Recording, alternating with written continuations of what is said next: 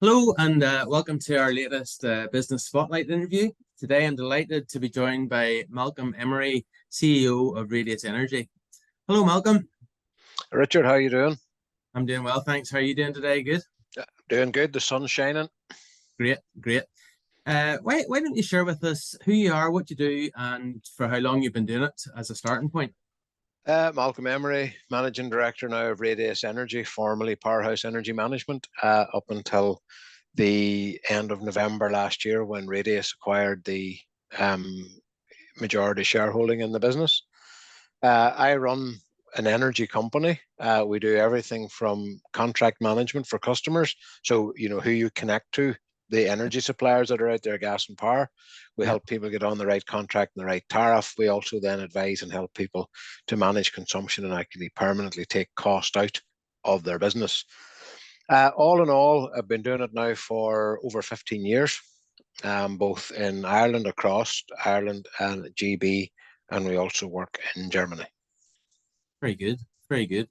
So do you work with both the consumer and the business side of things, or who is your ideal customer?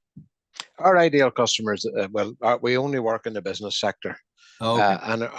And our ideal customer is the SME. And I've been an SME for more years than I can care to remember.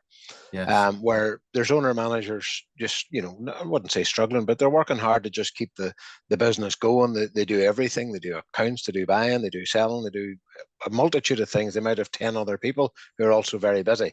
Sure. Those businesses tend not to have the specialist skills in the business to help them buy their energy, for example. And we then would help them do that. And in the last 18 months during the energy crisis, it was amazing how many people actually wanted to talk to us. Very good, very good. I guess you've seen a huge uptake in interest because of that energy crisis. Oh, absolutely, because for a year there was no such thing really as a fixed price energy contract on the island of Ireland because the markets were so volatile.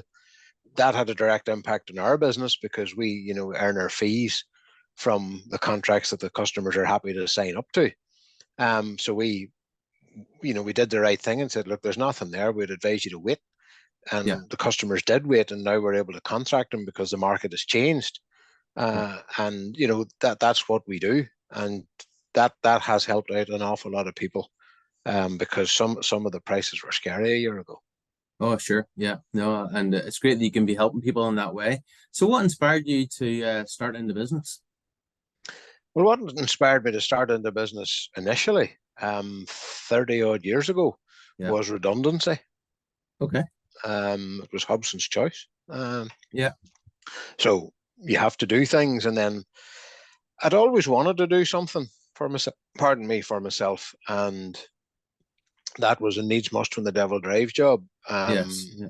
So I had to finish up being self-employed, selling things for a man at another business, and then I just graduated from there. And then you take a plunge and go a bit further, and you take something on, or you buy something, then you go a bit further again, and on you go, and you just keep that journey and that momentum going, and you get an awful lot of lows, but you also get an awful lot of highs. Sure, sure. So what were some of the challenges that you faced? Well, the biggest challenge any small business faces when they step out, my initial foray was risk-free. It was just the fact that you had no salary safety net being self-employed.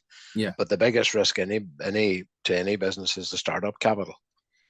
Because, the old saying that a bank will always give you an umbrella when it's not raining is very true. Yeah, very good. And that is the biggest challenge because you've got to get your business set up, you've got to get your market sorted out, you've got to get your working capital in place, you've got to get your invoicing and your sales and all of that, and you've got to cash flow that. Sure. And that's a steep learning curve, a really steep learning curve. And I think, including myself, a lot of people go into business for the first time on their own very naively. Sure. And then realize when they're 6 months in, oh hell, how does this work? Yeah. Where's the manual?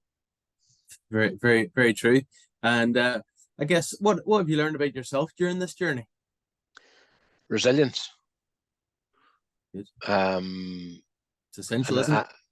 Seriously essential, and adaptability. a very good business partner of mine in the past. He's sadly passed away there a few years ago, but he said to me, he says, Malcolm, he says, you can think round corners. He Yeah. says, you see the corner and you know how to get around it. Now, I'd never thought of it that way, but he was an experienced corporate CEO, Yes. whereas I was an entrepreneur, and both skills, when they were put together, worked extraordinarily well. We built a very Yes. successful company and sold it.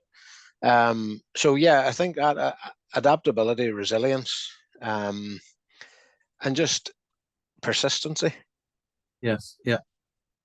And I guess in this whole business journey, what has been your biggest learning? What's your biggest takeaway? The biggest takeaway is, well, I suppose there are several. It depends where you start. The biggest takeaway is make sure your business is well funded and that your strategy and business plan are actually real.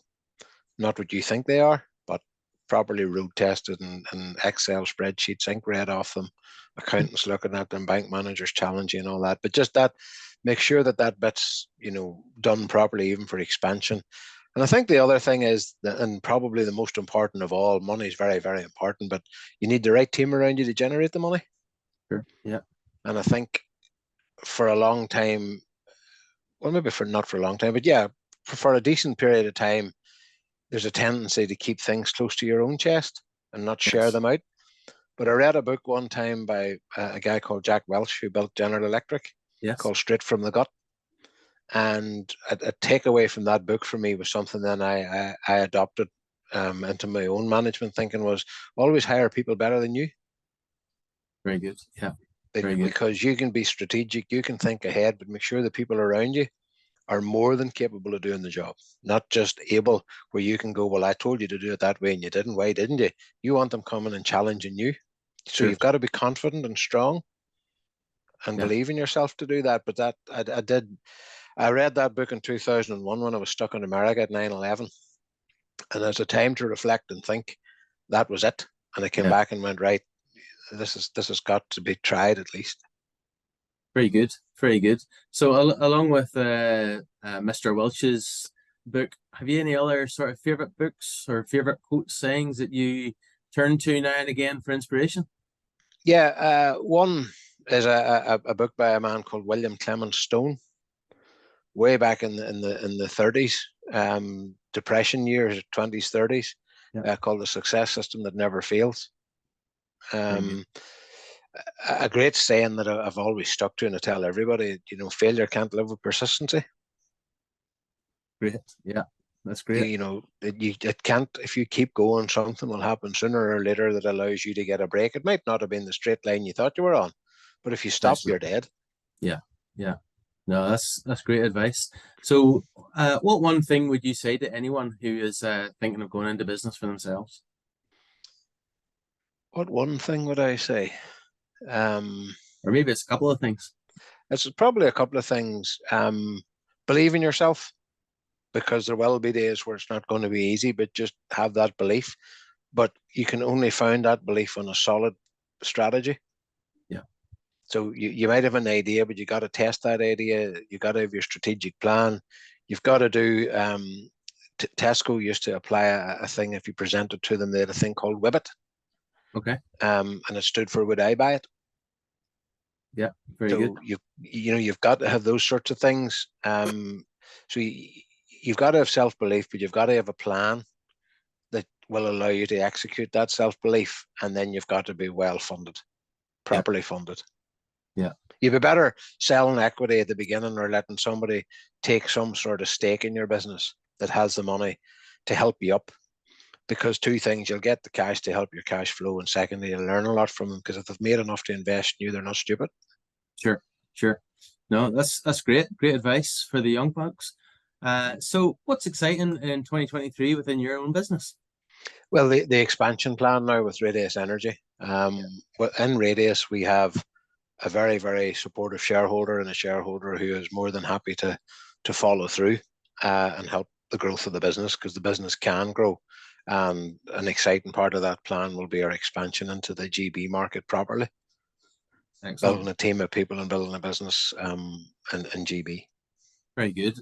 So where do you see the business in 5 years' time, say?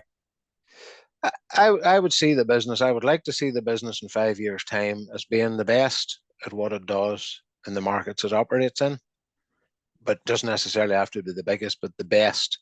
Yeah. And the best by peer review. Very good. And customer review. Yeah. That customer service and that review that you get from them is essential, isn't it? It's critical. Like we fortunately have decent Google reviews. We don't have a lot of them, but they tend to be good. Because we try to operate in an open way. Like, as I say, a year ago, we told people don't sign contracts because there are none there that are suitable. Yes. That hurt us in the short term, but we had a shareholder that was supportive, and is now paying us back. Good. Well done. Well, look, Malcolm, I really appreciate your time jumping on the business spotlight today, and No problem, hope Richard. it's been useful for you as well. And thanks again. Not a problem, Richard. Thank you.